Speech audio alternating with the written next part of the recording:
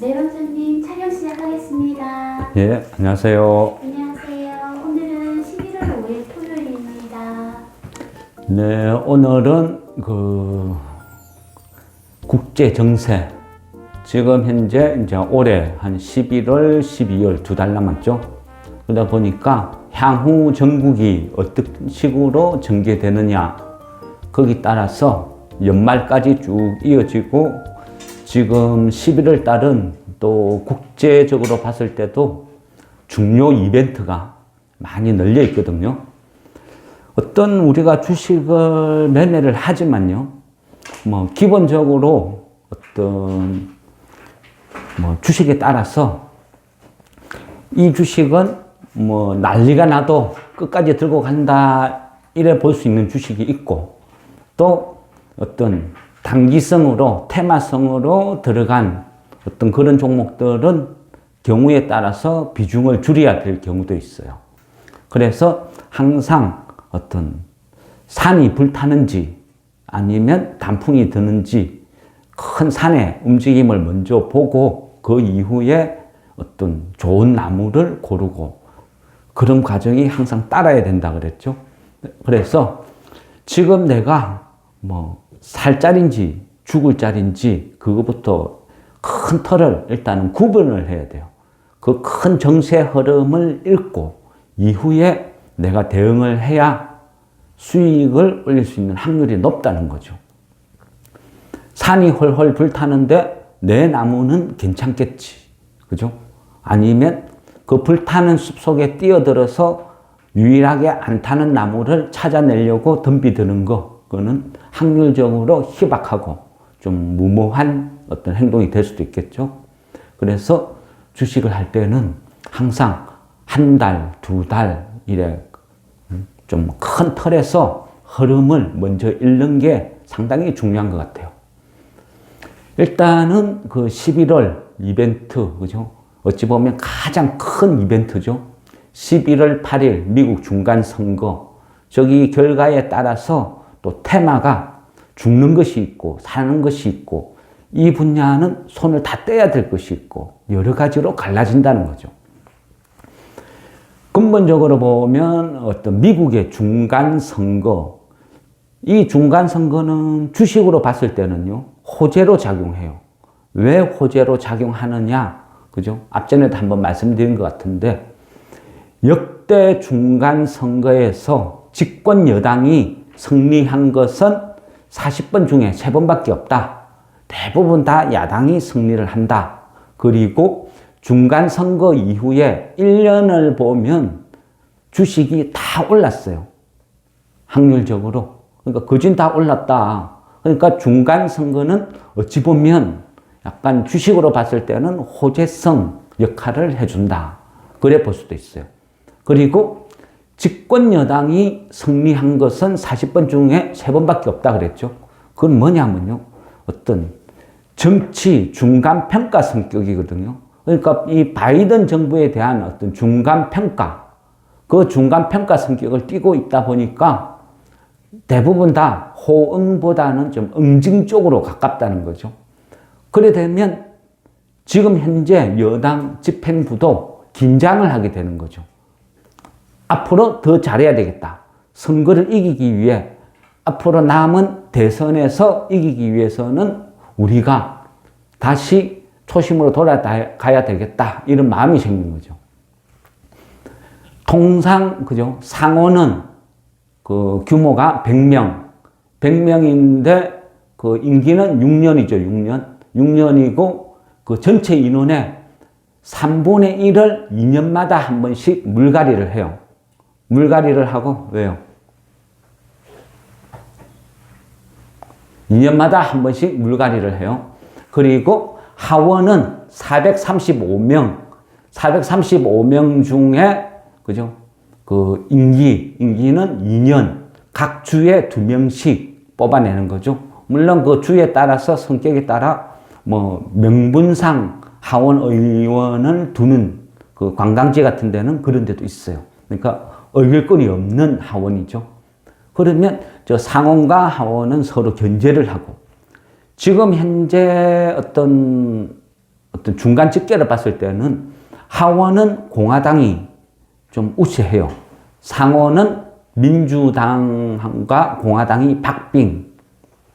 그리고 저 결과에 따라서 그죠? 이달 말쯤에 되면 트럼프가 대선 출마 선언을 한다 또 이런 뭐 어떤 기사가 나오죠. 근데 그거는 트럼프 생각이고 트럼프가 지금 여러 가지 사안에 대해서 막 기소가 되어 있는데 과연 공화당 대표로 나올 수 있을까? 그거는 약간 의문이에요. 근데 어쨌든 이 미국의 이 중간 선거 결과에 따라서 많이 차이가 나는데 지금 현재는 민주당이 상원, 하원 다 장악을 하고 있어요. 그러다 보니까 바이든에 대한 견제 세력이 없어요. 견제 세력이 없다 보니까 뭔가 입법을 하고 추진을 하고 일사불란하게 바이든 마음대로 다 할 수 있는 거예요. 견제 세력이 없다 보니까. 그러니까 인플레 감축법이라든지 이런 말도 안 되는 법을 강행하는 것도 그런 이유죠. 그래서 크게 보면 그죠? 우리가 지금 푸틴도 그렇고 시진핑도 그렇고 어떤 일인한테 한 사람한테 권력이 독점됐을 때 나타나는 병폐를 우리가 많이 보고 있잖아요. 그래서 개인적으로 봤을 때는 상원과 하원을 민주당과 공화당이 양분하면 아마 주식 입장에서는 가장 좋지 않을까. 그게 이제 개인적인 생각이에요. 근데 어쨌든, 가장 큰 거는 그 중간선거 결과. 만일 저기에 따라서 그 하원을 공화당에서 가지고 가고 상원마저 공화당이 이 장악을 하게 되면요. 우리가 여기에서 이제는 그 주식, 테마, 특히 위험한 게 대처 에너지나 전기차 이런 쪽은 날벼락 맞을 수도 있어요. 급락할 수도 있다는 거죠. 왜냐하면 공화당 정책은 대처 에너지가 아니거든요. 걔네들은 그 탄소, 그죠? 협약 이런 데도 탈퇴하고 뭐 화석연료 쓰는 거 여기 대해서 내연기관 아직도 쓸만해 주장하는 어떤 그런 정책을 펼쳐왔으니까 또 공화당의 돈줄은 대부분 다 그죠? 부시 가문이고 그 이면에는 석유 재벌들이 다 포진해 있다는 거죠. 그래서 만일 공화당이 압승으로 가게 되면 어떤 대체 에너지, 전기차, 뭐 배터리 이런 게 날벼락 맞을 수도 있다는 거예요. 그래서 그때는 뭐 적어도 한 뭐 중간 선거 전에는 일단 한 차례 보유를 하고 있다면 팔아두고 결과를 확인하고 다시 전기차든 대체에너지든 보시는 게 훨씬 나을 것 같아요. 굳이 위험을 감수하고 저걸 볼 필요는 없을 것 같아요. 중간 선거가 끝나면 이후에 그죠? CPI, 미국의 CPI. 그전에는 아예 관심도 없고 보지도 않았던 CPI, 저 지수가 또 발표가 돼요. 지금 현재 보면요. 9월 달에 어떤 CPI가 그죠? 소비자 물가 지수니까 9월 달에 8.2이고 또 근원 소비자 물가 이것은 에너지와 농식품을 제외한 수치죠. 근원은 6.6이 나왔죠. 근데 지금 현재 보면 저 블룸버그에서 예상치는 아마 CPI가 7.9 그 다음에 근원은 6.5 이 정도로 예상을 하더라고요. 근데 7.9와 9월 달에 8.2는 어감에서 엄청난 차이가 나죠. 만일 뭐 7.9 이 정도 나오면 8%대에서 7%대로 떨어진 거잖아요. 그래 되면 진짜로 와 고금리 정책을 펼쳐서 고통받던 게 이제 물가가 잡히기 시작한다. 이런 신호를 주는 해석이 되는 거죠. 그러면 연준, 파월 입장에서도 명분이 생겨요. 자기네들이 지금까지 고금리 정책을 계속 펼치고 거기서 방향선회를 못하는 것도 따지고 보면 그죠? 연준도 자존심이 있는 거예요. 자기네들이 펼친 고금리 정책이 털렸다는 것을 인정하기 싫다는 거죠. 그래서 지금 미국 기업이 막 죽는다고 아우성인데도 계속 고금리 펼치는 게 그런 이유고, 그렇다고 고금리 정책을 펼침으로 해서 미국 기업도 어려워졌지만 미국의 국채가 막 요동을 치죠. 미국 국채가 요동을 친다는 거는요, 미국의 근간인 달러가 흔들리는 거랑 똑같아요. 기축통화의 첫 번째 요소가 뭐예요? 안정감이거든요. 안정감. 어느 나라 화폐든지 다 똑같아요. 그런데 후진국일수록 못 사는 나라일수록 이 환율의 변동이 크거든요. 기축통화라는 것은 안정감이거든요. 묵직한 무게감. 어떤 편지 풍파에도 흔들리지 않는 기준을 만들어줘야 되는데 미국의 국채라는 것은 달러랑 똑같은 거예요. 우리가 현금을 지갑에 잔뜩 넣고 다니면 불편하니까 그걸 뭐 자기 압수표 100만 원짜리, 1000만 원짜리 들고 다니는 거랑 똑같은 거죠. 미국의 채권이 지금은 급등을 했다. 급등락을 반복을 하고 있어요. 이것은 좀 어찌 보면 기축통화로서의 자격 미달, 심각한 문제예요. 단순하게 채권의 변동성 문제가 아니고 미국의 기축통화의 근간이 흔들리는 그런 심각한 문제인데 파월이나 연준도 다 알고 있다는 거죠. 알고 있지만 명분이 없었던 거예요. 명분. 방향선회를 할 수 있는 명분. 그런데 만일 이번에 CPI가 11월 10일 날 한 7.9 저 정도 나온다 하면 연준도 더 이상 고금리 정책을 고집할 어떤 이유가 없어지는 거죠. 자기네들이 방향선회를 할 수 있는 명분이 주어진다. 그러므로 해서 주식에서도, 그죠? 주식은 항상 미래의 희망, 꿈을 먹고 사니까, 이제 인플레이션이 정점을 찍었다. 꺾인다. 이러면 또 주식이 급등하겠죠. 환호성을 지른단 말이죠. 그래서 저 CPI 지수가 또 어떤 단기 한 11월, 12월 내년까지 엄청난 영향을 미칠 거예요. 그래서 어떤 7.9 블룸버그 예상대로 나와주면 가장, 그죠? 행복한, 해피한 어떤 이런 상황이 될 거예요. 그리고 그 이면에 또 보면 또 세상을 시끄럽게 하는 중국도 보면 지금, 그죠? 시진핑 상기가 접어들었어요. 저는 개인적으로 우리나라의 미래는 중국과 일본에 달려 있다고 봐요. 왜냐하면 어차피 경쟁 국가거든요.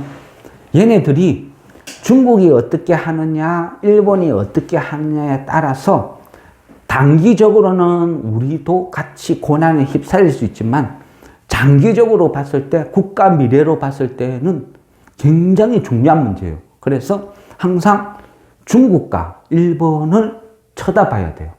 쟤네들이 어떻게 하냐에 따라서 우리의 미래가 달라지니까 또 쟤네들의 어떤 포지션에 따라서 우리의 역할, 미국이 우리를 바라보는 역할이 달라질 수 있다는 거죠. 그래서 중국과 일본을 이해하는 것도 한 중장기적으로 주식을 내다본다 하면 큰 의미가 있죠. 일단은요, 중국 시진핑 상기 이번에 당선이 됐죠. 그냥 뭐 그대로 흘러갔어요. 뭐 예상한 거하고는 좀 예상보다는 또 어찌 보면 더 독재. 진짜 시진핑이 시주석이 그 진시황의 어떤 전철을 밟으려고 하나 싶을 만큼 좀 너무 파격적으로 독재로 돌아갔어요. 중국이란 이 나라를 이래 보면요, 권력이란 게 우리하고는 약간 개념이 틀려요. 그러다 보니까 중국이란 나라를 봤을 때 그 어떤 전체 권력 구도가 쭉 나누어져 있는데 상호 견제 개념이에요. 그 1949년에 저 마오쩌둥 이 사람이 할 때는 독재였어요. 모든 권력을 마오쩌둥 1인이 다 쥐고 있었어요. 그리고 그 이후에는 권력이 많이 분산이 됐어요. 서로 상호 견제 체제로. 그러다 보니까 그 중국이라는 나라의 권력을 크게 세 개로 나누어 보면요. 국가 주석이라는 게 있어요. 우리한테 흔한 말이죠. 시진핑을 시주석 하듯이. 국가 주석이란 말이 있는데 국가 주석이라는 거는 우리나라로 치면 대통령 같은 개념이에요. 대통령. 그러니까 외교 업무를, 중국을 대표해서 외교 업무를 수행하고 또 중국의 뭐 왕 같은 상징성을 띠고 있는 게 국가주석. 그리고 그 다음은 중국의 나라는 공산당 개념이죠. 그러니까 이 공산당을 전체를 아우르는 공산당 총석이라는 게 있어요. 뭐 굳이 표현하면 우리나라를 따져보면 뭐 국무총리 한 요 정도 개념인데 국무총리보다는 더 막강한 권력이 있는 거죠. 공산당 전체를 아우르니까. 그러니까 이 공산당을 총책임지는 공산당 총서기가 있어요. 그 다음으로 군사, 그죠? 국방부 장관 개념이겠죠. 중앙군사위원회 주석이라는 개념이 또 있어요. 그러니까 이 세 개가 각각 역할을 분담을 해서 서로 상권 분립, 상호 견제식으로 약간 흘러가는 그게 중국의 이제까지의 권력 구도였어요. 그런데 지금은 어떻게 해요? 시진핑이 다 차지했죠. 전부 다 국가주석도 내가 해, 공산당 총서기도 내가 해, 중앙군사위원회 주석도 내가 해, 전부 다 내가 할 거야. 다 뺏어버렸어요. 다 뺏어버리고 1인 독재로 만들고 또 임기도 2년까지 연임되어 있던 것을 거진 종신체제로 싸그리 바꿔버렸죠. 그러다 보니까 견제를 할 수 있는 사람이 아무도 없다는 거죠. 중국에서 지금 현재 돌아가는 것이. 그리고 중국을 또 하나 이래 보면요. 중국 어떤 그 체제에 보면 7인 상무위원회라는 게 있어요. 7인 상무위원회. 이 7인 상무위원회는요, 원로라기보다는 그렇고 중국을 실질적으로 이끌어가는 장로회, 그런 비슷한 개념 같아요. 그러니까 실질적인 현재와 미래, 중국의 현재 권력과 미래 권력을 만들어주는 가교 역할을 해요. 그러면 7인 상무위원회의 특징은 뭐냐면요. 대부분 다 6인은 60세 이상 원로 정치인들이 차지를 하고 반드시 그동안 관례를 봤을 때는 한 명은 50대의 한 사람을 선임을 해요. 그 50대 한 사람 선임이라는 거는 우리로 따져보면 태자 같은 개념. 왕이 있으면 다음 세대 왕을 추대하기 위해서 태자를 책봉하듯이 그런 개념이에요. 그래서 6인의 60세 이상 원로와 한 명, 다음 세대를 이끌어갈 지도자감 50세 한 명을 지정을 해줘요. 물론 시진핑도 그런 7인 상무위원회의 어떤 멤버로서 50대의 후계자 수업을 받았던 사람 중에 한 명이죠. 그게 중국의 정통적인 어떤 관례라는 거예요. 그래서 50대 한 명을 선발을 해서 지도자 수업을 받고 충분히 교육을 받고 나서 이후에 중국을 잘 이끌어라. 이런 배려 차원이었죠. 그런데 이번에 시진핑 상기 7인 상무위원회 멤버들을 쭉 보면요. 50대가 없어요. 다 60대 이상으로 7인을 채우고 그 7인도 전부 시진핑의 오른팔, 왼팔, 그 다음에 자기네 어떤 그동안 시진핑을 따르는 충신들 위주로 다 채워버렸어요. 그 말은 뭐겠어요?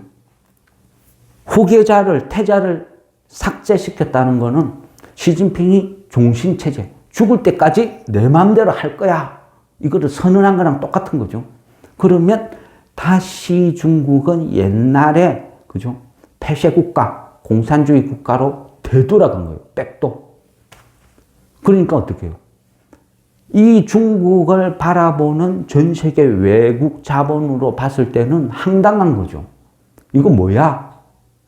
이러다가 이상한 거 아니야?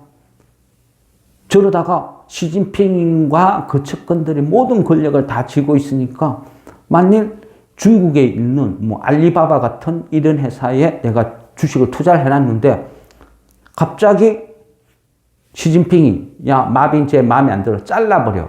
알리바바 해체시켜버려. 그러면 하루아침에 회사가 없어지는 그런 사회로 돌아갔다는 거죠. 그러니까 전 세계 자본들이 막 중국화를 부르짖죠.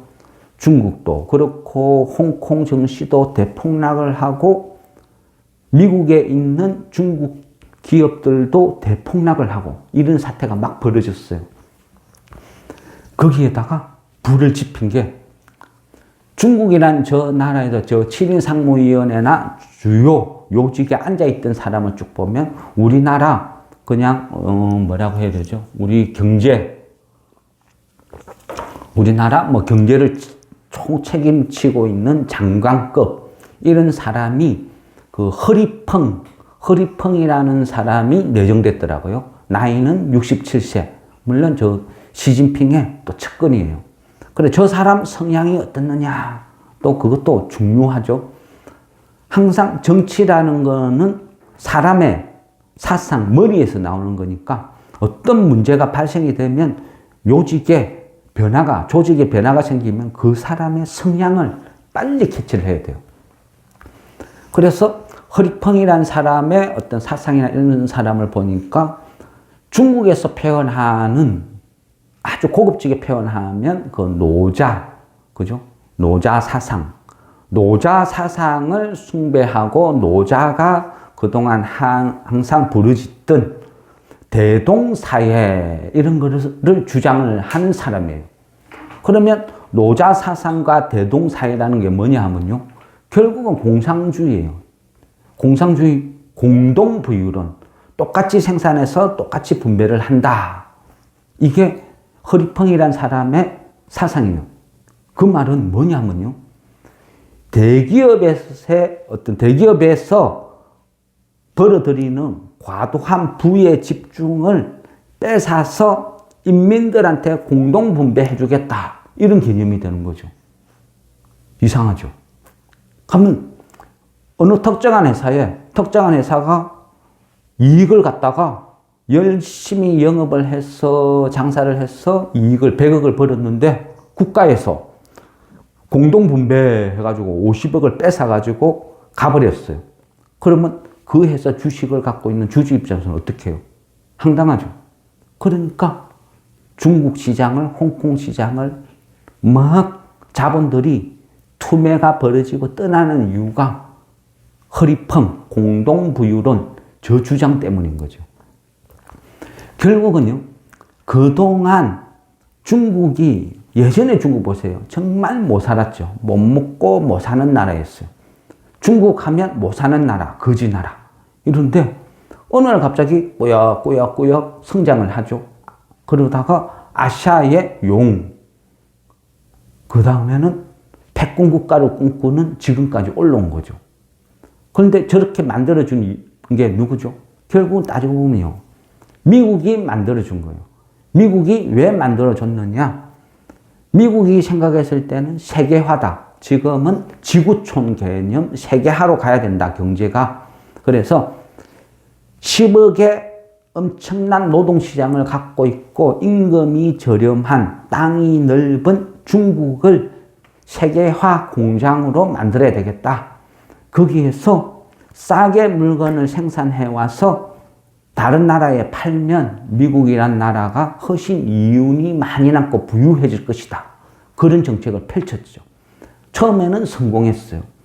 그런데 이후에 중국이 막 이제 엄청난 개혁을 하기 시작해요. 그 개혁을 주도한 게, 그죠? 상하이방. 상하이방이 주도를 해서 개혁을 많이 추진을 해 나가요. 뭐 리커창, 뭐 류허 이런 사람들도 대표적인 어떤 상하이방의 개혁파죠. 그러면 이런 사람들이 주도해서 중국 경제가 개방을 하고 급성장을 하고 세계적인 기업들이 중국으로 많이 진출해요. 물론 거기에 우리나라 기업도 많이 포함되어 있었죠. 그래서 중국이 점점 세계화 공장으로 자리를 잡고 그러다 보니까 엄청난 부를 축적해요. 그러면서 잘 사는 나라, 부자 나라로 서서서 바뀌게 된 거죠. 그 모든 중국이 변화의 발전의 1등 공신은 상하이방이라고 볼 수 있어요. 그런데 이번에 시진핑 상기 때 어떻게 했어요? 상하이방이 전부 몰락했죠. 추출당했죠. 그 말은요? 그 말은 뭐겠어요?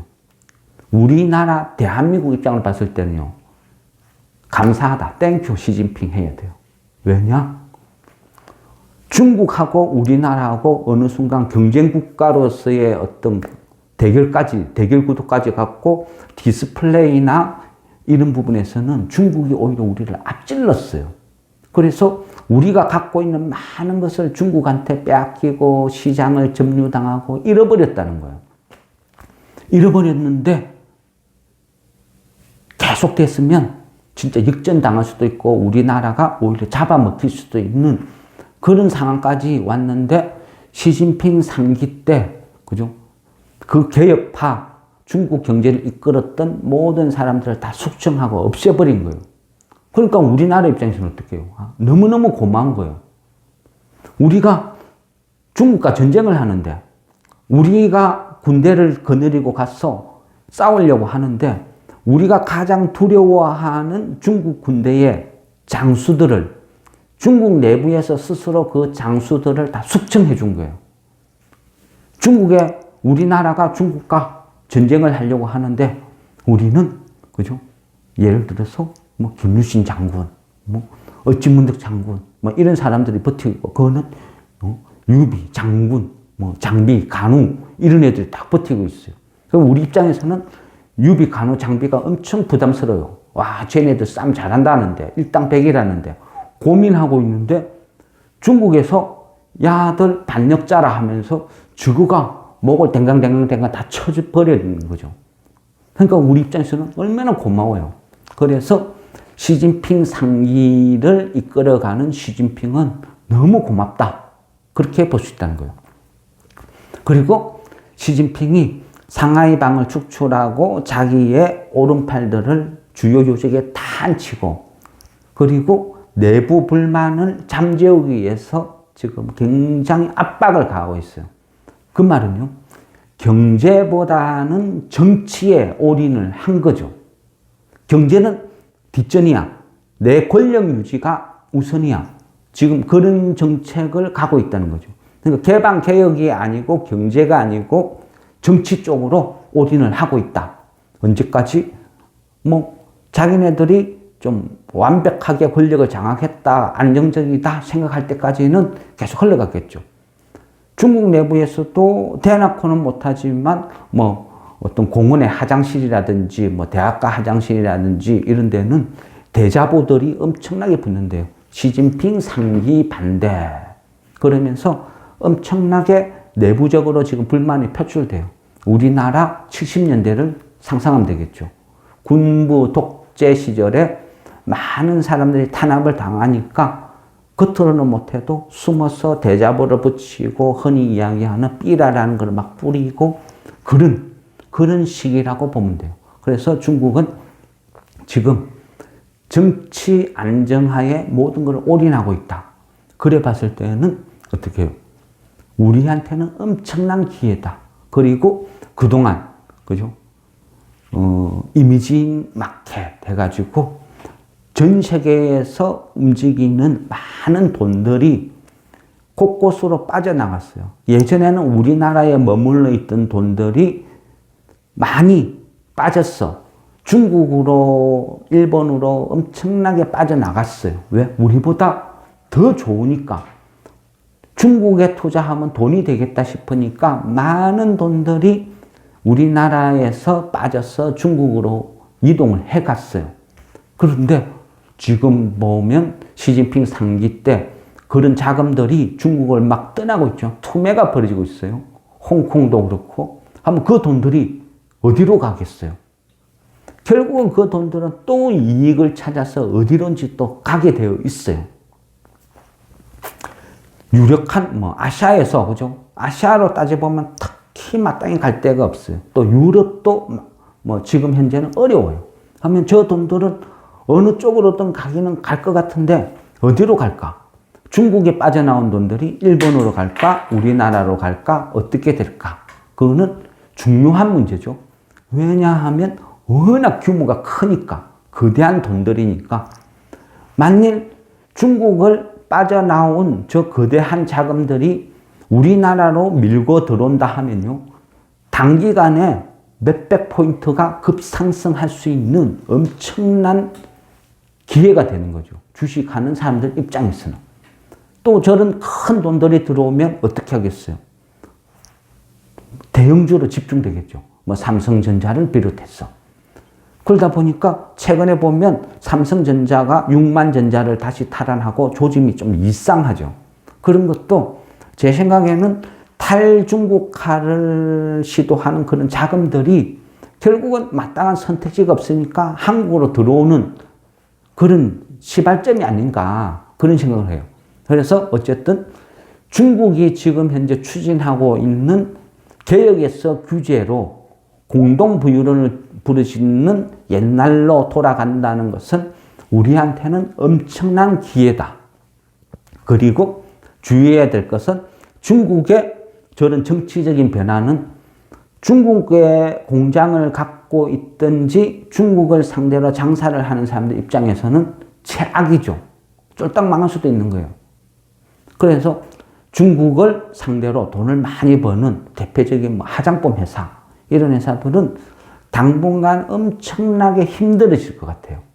그래서 그런 부분은 안 봤으면 좋겠다. 그리고 중국의 공장을 갖고 있는 기업들은 굉장히 좀 조심을 해야 될 것 같아요. 앞으로는. 그래서 어쨌든 중국은 그렇다. 그러면 또 그 다음에 우리가 경쟁을 하고 있는 나라 있죠. 일본. 일본은 지금 어떻게 돌아가는지 저것도 봐야 되겠죠. 남의 불행은 결국 나의 행복. 그게, 그죠? 일상적인 생활에서도 나타나지만 국제사회에서는 정말 심각한 문제예요. 어느 한 나라가 치고 나가면 나머지 나라들은 불행해지는 거죠.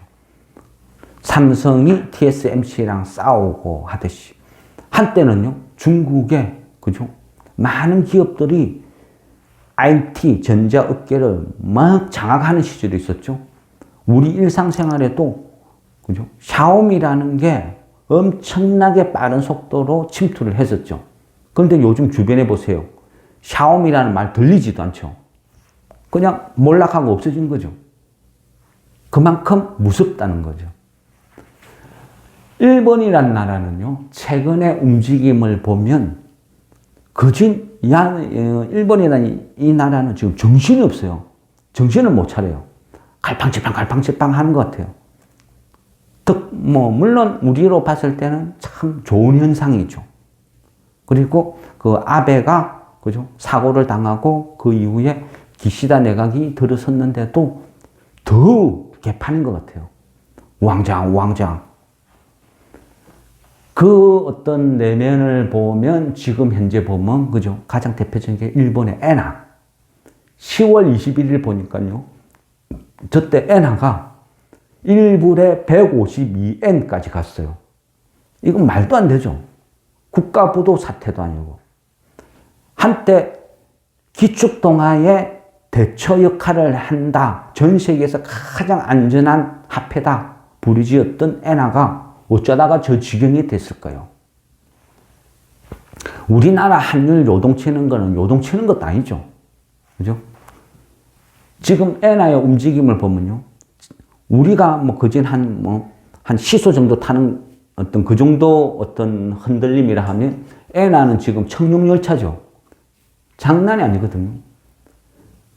지금 1불에 152엔이 돌파당하는 전날 10월 21일 날 갑자기 이상한 조짐이 확 보였어요. 152엔을 돌파당하다가 종가 무렵에 되니까 거진 한 140엔 때까지 막 확 급락을 했어요. 그래서 뭐지? 저거 뭐야? 하고 나중에 이유해 보니까 일본 정부가 개입을 했어요. 최근에 40일 동안요, 움직임을 보면 일본 정부에서 환율을 방어하기 위해서 87조라는 돈을 쏟아 부었어요. 결국 그 엔화를 매수를 한 거죠. 자기네들이 엔화를 더 이상 떨어지는 걸 용납을 못한다. 방어를 하기 위해서. 10월 한 달 동안 61조를 쏟아붓고 최근 40일 동안 87조를 쏟아부었어요. 환율 방어를 위해서. 또 내부적으로 보면 거진 일본 정부가 공식적으로 우리가 개입했습니다. 이야기를 하면서 개입한 게 24년 만에 처음이에요. 그만큼 심각하다는 거죠. 한 나라의 화폐의 움직임이라는 거는요, 잘못하면요, 이 화폐는 잘못 건드려 놓으면 그 국가가 쫄딱 망할 수도 있어요. 베네수엘라 이런 나라가 한때는 산유국으로서 엄청난 지위를 누리다가, 그죠? 패망을 했죠. 환율의 화폐의 신뢰를 잃어버리니까 트럭에 있다만한 큰 돈을 싣고 가가지고 스타벅스 가서 커피 한 잔도 못 산다. 그런 종이 같은 화폐로 전락할 수도 있다는 거예요. 그만큼 그 국가의 화폐의 움직임이 중요한 건데, 엔화 같은 경우는요, 제 엔화의 움직임이 더 중요한 것은 결국은 우리나라하고도 결부되어 있는 거죠. 같이 연계가 된다는 거예요. 그래서 지금 일본 정부에서 환율을 방어하기 위해서 무지애를 쓴다. 총력을 다하고 있다. 그런데도 불구하고 환율이 계속 안 흔들리고 있다. 이 말은요, 결국은 누군가한테 공격을 당하고 있는 거예요. 국제 한머니, 그죠? 조지 소로스, 어떤 얘네들 같이, 그죠? 어떤 국제 한머니들이 어떤 국가의 화폐가 약점을 보이기 시작하면요, 개떼처럼 달려들어요. 달려들어서 완전히 초토화시켜가지고 엄청난 부를 다 빼먹고 도망가는 거죠. 그런 어떤 국제 한머니들의 표적이 되면 심각해져요. 그 국가 자체가 완전히 경제가 초토화된다는 거죠. 최근에 보면요, 동남아의 많은 국가들, 영국을 비롯한 유럽 국가들, 물론 대한민국도 포함이 되고, 모든 화폐가 강달러 현상 때문에 엄청난 고난을 겪고 있죠. 우리나라도 무지 지금 골치 아파요. 왜? 화폐의 가치가 떨어지면 떨어질수록 그 석유나 에너지 각종 원자재를 수입해 올 때 드는 비용이 천문학적으로 급증을 하기 시작하죠. 그래 되면 어떻게 해요? 우리나라 자체에서 인플레이션을 유발시키고 많은 기업들이 쓰러지고 도산을 하겠죠. 그래서 이 환율의 움직임이란 것은 정말 심각한데, 결국은요, 누군가 재물이 나와야 돼요. 희생양이. 내만 아니면 돼. 이런 시각으로 바라봐야 된다는 거죠. 제발 우리나라가 아니기를. 그렇기 위해서는 누군가가 재물이 나와야 된다. 그런데 제가 이래 봤을 때는 국제 한머니들이 재물로 삼은 것은 일본 같아요. 그래서 일본의 엔화를 집중 포화를 하고 있는 것 같아요. 전 세계 한머니들은 단합이 잘 돼요. 또 늑대, 하이에나 떼거리하고 똑같아요. 제가 호랑이라도 약점을 보이면 집요하게 떼거지로 몰려가서 공격을 해가 결국은 죽여버리는 거죠. 엔화가 지금 이렇게 불안한 움직임을 계속 보이고 정부에서도 방어를 하려고 무진예를 써요. 그런데 방어가 될까 안 될까? 이 부분이요, 굉장히 중요해요. 왜냐하면 일본의 불행이 또 우리나라의 행복이 된다. 그런 구조를 갖고 있다. 이래 볼 수도 있다고 했잖아요. 그러면 여기에서 어차피 공부 차원이니까 이런 환율에 대한 움직임도 어디까지 갈 수 있는지 이것도 한번 알아보는 게 좋아요. 주변에 가끔 가다 보면 그런 사람도 있어요. 이 정도면 엔화가 싼 거 아니냐. 그래, 엔화를 좀 매입해두면 돈이 될 것 같은데 어떻게 생각해? 이런 질문이 많이 와요. 그래서 그냥 대부분은 막 머리 아프고 복잡하니까 나도 몰라 하고 말죠. 주식을 하는 주식쟁이는요, 내가 차트를 보고 단기적으로 사고 팔고 하는 그것도 중요하지만 따지고 보면요, 큰 흐름을 읽을 줄 알아야 돼요. 그래야 거시적으로 멀리 내다볼 수 있어요. 물론 머리 아프고 재미가 없는 공부예요. 그렇지만 그 머리 아프고 재미없는 공부를 열심히 공부를 해서 알고 있는 사람과 그걸 아예 모르는 사람은요, 바라보는 세상이 달라져요. 그래서 알아두면 좋다. 한국가의 화폐를요, 내 마음대로, 그 국가 마음대로 막 개입을 하고 조작을 하고 그러하면 세계 경제는 대혼란에 빠져요. 엉망이 돼버리겠죠.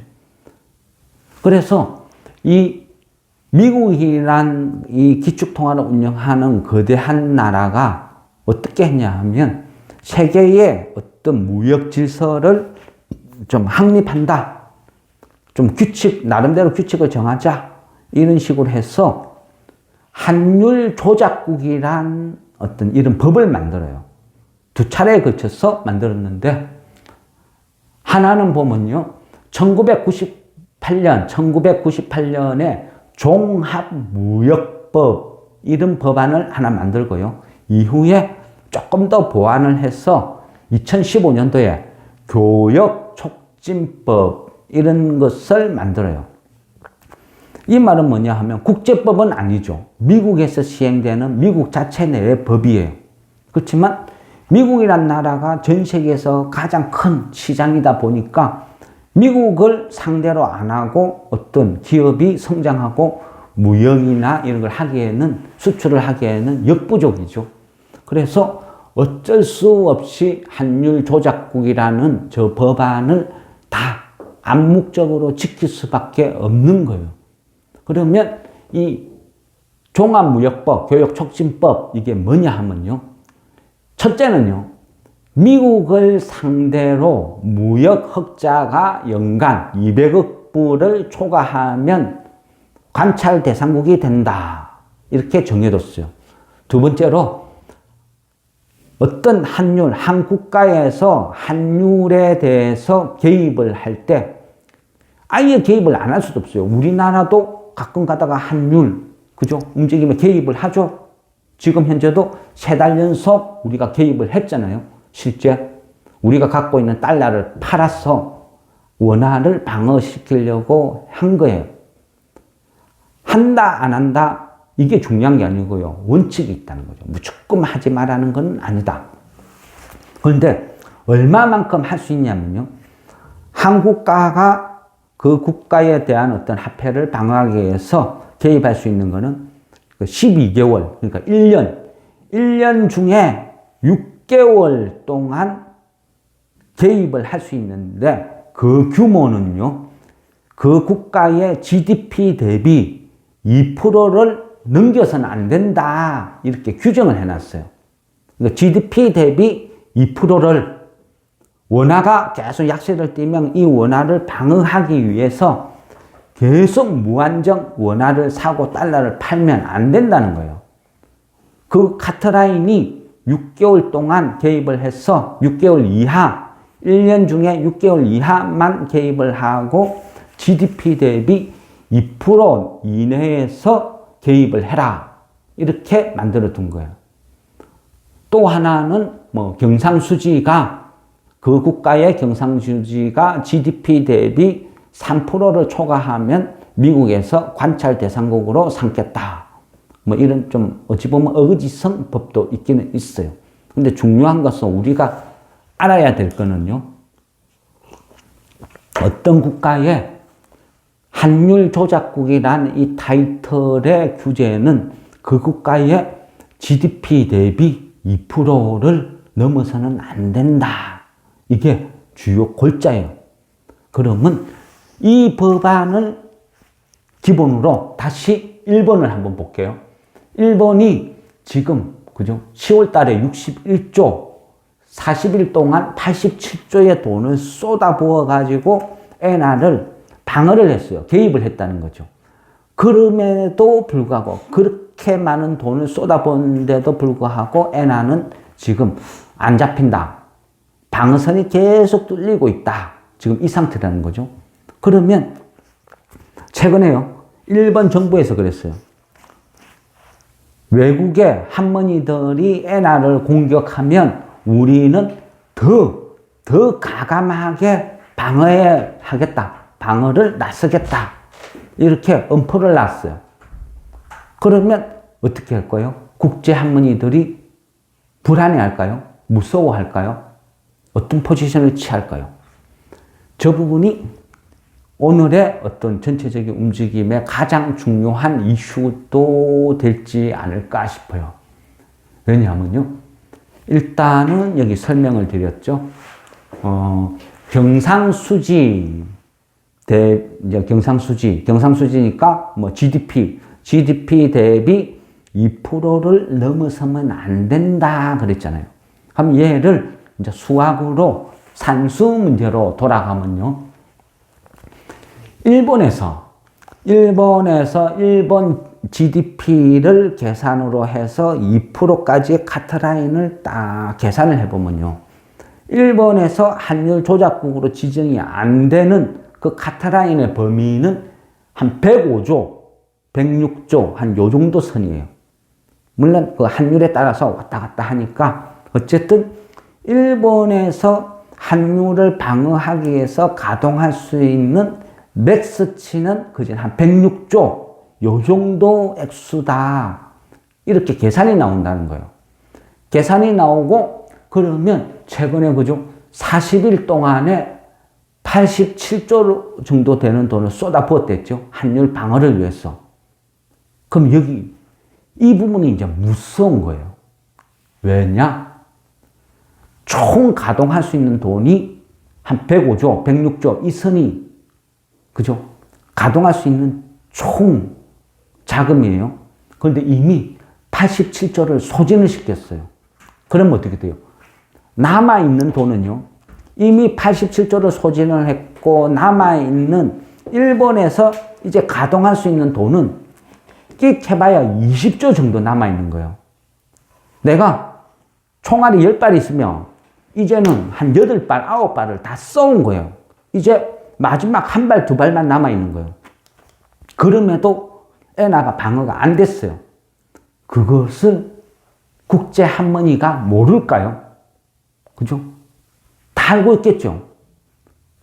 쟤는 이제 1발 아니면 2발밖에 안 남았어. 그래서 더 이상 방어를 못해. 이래 되면 또 총공격을 하는 거예요. 마지막 공격을 또 가는 거죠. 그래 되면 다시 엔화가 꼬꾸라지기 시작하고 앞전에 10월 20일 날 만들었던 152엔이 완전히 무너진다 생각해 보세요.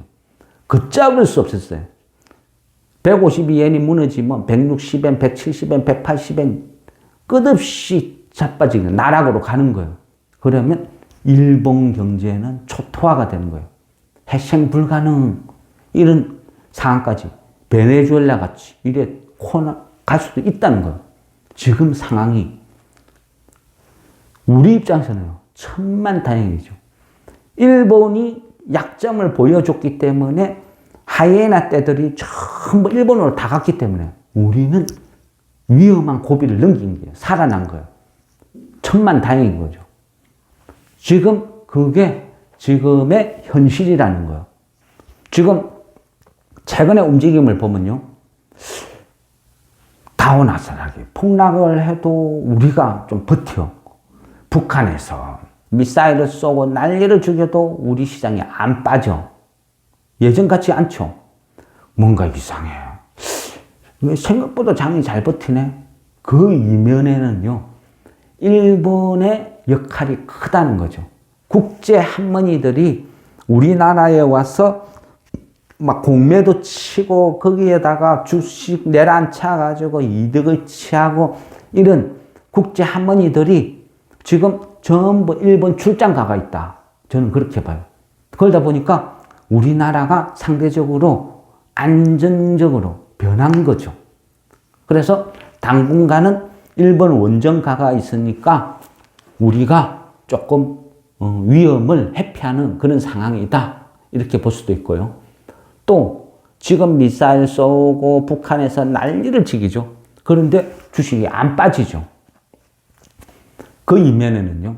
11월 10일 날 또 이벤트가 있죠. 뭐냐? 옵션 만기. 매달 돌아오는 둘째 목요일은 옵션 만기에는 엄청난 이벤트가 숨어 있습니다. 그렇죠. 단판 승부라는 거죠. 그날 하루에 천문학적인 돈이 걸린 내기가 결판이 난다는 거죠. 그동안 열심히 밤새워가지고 고스톱 막 치다가 전날 하루에 모든 판돈 있는 거 다 걸어 이어놓고 그냥 단판으로 끝내버리는 거죠. 그래서 전날 하루는 엄청나게 중요하다. 중요한 이면에 외국인들이 자기네들 마음대로 시장 조작을 막 한다는 거죠. 교란을 한다. 저때 옵션 만기 때 보면요. 지금 현재 외인들이 포지션이 제일 어떤 자기네 외인들 입장에서는 돈을 많이 벌 수 있는 구도가 한 지수가 한 2330, 한 요 정도 선에 많은 돈을 배팅을 해놨어요. 물론 막판에 가서 변신을 할 수도 있어요. 포지션을 이거 청산하고 여기로 갔다. 결국은 개인이 묵을 내면 얘네들은 바로 변신을 해버리고 얘네들이 개인이 또 가위를 내면 얘네들은 바위로 또 변신을 해버리고 수시로 변신을 해요. 그러면서 돈을 다 뺏어가는 거죠. 근데 현재로 봤을 때는 한 2330, 요 정도 선이 외국인들이 가장 돈을 많이 벌 수 있는 지수대다, 포지션이다. 이래 볼 수 있다는 거죠. 그러니까 그 지수가 방어가 되고 있는 거예요. 그러니까 북한에서 미사일을 쏘고 전투기를 출격시키고 밤에 자고 일어나면 뭐 ICBM을 발사하고 난리를 지겨도 지수는 나 몰라라. 니는 싸라. 나는 내가 길 간다. 그런 이유라는 거죠. 그만큼 옵션 만기, 공매도 이런 거는 주식시장에서 절대 포식자다. 그러니까 만일 외인들이 옵션 만기 때 지수를 한 2000포인트 여기에다가 포지션 정해놨다 하면 우리도 몸살기 위해서 주식을 일단 팔아가 현금 비중을 많이 늘여놨어야 돼요. 그런데 다행히 얘네들이 포지션을 한 2330에 잡아놨으니까 북한이 암만 난리를 지겨도 지수는 안 빠질 거야. 그러니까 목요일까지 들고 가는 거야. 굳이 뉴스에 겁먹고 주식 막 손절하고 할 필요 없는 거야. 그렇게 생각을 했기 때문에 저도 그렇게 말씀을 드린 거죠. 그냥 북한이 미사를 쏘든 뭘 하든 신경 쓰지 마세요. 그냥 주말 편히 쉬세요. 다음 주 돼도 아무 일 없을 거예요. 왜? 최소한 목요일까지는 안전하다. 이렇게 예상을 한 거죠. 그래서 괜찮다. 말씀을 드린 거고요. 내가 그런 뉴스를 보고요. 그런 뉴스를 보고 내가 막 흔들려서 손절을 치고 겁나서 손절을 쳤는데 월요일 되니까 뚝 올라봐요. 황당하죠. 그래서 공부를 해야 되는 거예요. 큰 수익을 볼 수 있는 안목을 키워야 지금 이 자리에서 내가 손절을 칠 건지 아니면 계속 버티도 되는 건지 그거를 안다는 거예요. 주식이란 거는 그런 거예요. 내가 갖고 있는 내 종목 그것만 쳐다보면요. 무조건 망하는 게임이에요. 이길 수가 없어요. 그래서 큰 세상을 공부를 하고 배우고 그걸 이해를 해야 내가 버틸 수 있는 힘도 있고 북한이 미사일을 쏴도 지금은 손절치면 안 된다는 거를 알 수 있다는 거예요. 그게 주식에 살아남는 방법이에요. 나는 관심 없어. 재미없어. 하기 싫어. 머리 아파. 그러면 주식도 안 해야 되죠. 공부는 하기 싫은데 점수는 잘 받고 싶고 공부는 관심 없는데 서울대는 가고 싶다. 그 말하고 똑같은 거죠. 불가능하죠. 주식도 똑같아요. 돈을 벌고 싶으면요. 공부를 해야 돼요. 지금요. 11월 달이니까 앞으로 뭐 이런 세계적인 정세를 다 접어두고 옵션 만기 목요일 옵션 만기가 딱 끝나고 나면 또 새로운 판이 깔아져요. 그동안 쳤던 고스톱판 다 쳤고 새로운 판이 또 쭉 깔리는 거죠. 그러면 저 때는 어떻게 될까 또 예상을 해봐야 되겠죠. 지금 보면요. 11월 달 제가 이 통계치를 이렇게 설명드린다고 쭉 조사를 해보니까 공매도 주식시장에서 최고 무서운 애들이 됐죠. 8월 달에 하루 평균 공매도 액수가 3,400억, 9월 달에 4,900억, 10월 달에 5,500억이에요. 8, 9, 10 올라갈수록 하루 평균 공매도 금액이 급증을 하죠. 8월 달에 3,000억대, 9월 달에 4,000억대, 10월 달에 5,000억대. 공매도가 끝없이 늘어나요. 왜냐? 공매도는요, 지수 하락에 배팅하는 거잖아요. 자신 있다는 거죠. 그래서 8, 9, 10을 보면 지수가 요동을 치고 2000이 무너지네, 어쩌네, 난리가 나고 막 그랬던 거죠.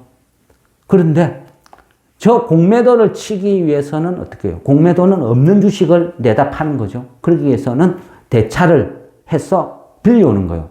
그러면 공매도를 쳐서 얘네들이 이득을 취하기 위해서는 실현, 그러니까 청산을 해야 되는 거죠. 지금 현재 대차를 해나간 잔고를 보면요. 9월 달에 50조가 있어요. 50조. 5천억도 아니고 50조. 이 50조란 말은 시장에서 주식을 사가지고 갚아여야 되는 돈이에요. 10월 달에 기준으로 보면요. 56조가 있어요. 56조. 저게 대차잔고예요. 우리 지금 고객예탁금이 얼마예요? 고객예탁금이 50조가 지금 무너진 상태죠. 우리 고객예탁금 전체 금액보다 더 많은 대차잔고가 숨어 있는 거예요. 56조가. 저것은 대한민국 주시장에서 이 주식을 사서 갚아여야 되는 거. 장기적으로 보면 매수 대기 외인들의 포지션이라 이래 볼 수도 있겠죠. 그런데 대차라는 게, 공매도라는 게 보통 보면요. 갚아질 때가 있어요. 사러 들어올 때가 있어. 그게 언제냐? 보통 보면 11월 달 중순부터 이런 현상이 벌어져요. 그동안 공매도가 많은 것부터 얘네들이 갚아였다 보니까 이런 현상이 벌어져요. 그러다 보니까 대차, 공매도 친 거, 대차 친 거를 갚아였는 거를 쇼커브링이라 한다 그랬죠. 그리고 연말 되면 배당을 주죠. 내가 공매도를 쳐서 대차를 안 갚았는데 그 회사에서 배당을 주면 공매도 친 애들이 그 배당금까지 다 변상을 해줘야 된다. 그런 규정이 있어요. 그러다 보니까 이 배당을 주는 회사라든지 이런 회사들은 11월 중순부터 공매도가 급격하게 쇼크버닝이 들어와요. 그래서 지수가 막 오르는 현상이 벌어져요. 이거를 언론에서는 공매도나 쇼크버닝 이런 나쁜 짓을 한 것을 미화시키기 위해서 산타랠리라 그렇게 하죠. 그러니까 공매도가 사상 최고치로 있고 대차잔고가 많이 있다. 56조가 대기하고 있다. 이거는 앞으로 연말이 가면 갈수록 호재성으로 작용한다. 지금 시기는 그렇다는 거예요. 그래서 지금 현재로 봤을 때는요. 전체 정세로 봤을 때는 그래 나쁘지가 않아요. 단 이번 옵션 만기가 목요일 끝나면 이후에 쟤네들의 포지션을 확인은 해야 돼요. 그 확인하는 과정만 어떤 중요하게 좀 비중 있게 하고 나면 전체적인 흐름, 미국, 중국, 일본의 흐름은 우리나라한테 아주 우호적이다. 저는 그렇게 본다는 거죠. 일단은 정세는 이런 여쯤에서 그죠? 마치겠습니다. 네, 그러면은 이부. 예, 이분은 요즘 그죠? 개인들이 많이 질문하는 테마를 어떻게 접근하고 봐야 됩니까? 그 부분 설명드리겠습니다. 이부 강사님 수고하셨습니다. 네, 수고하셨습니다.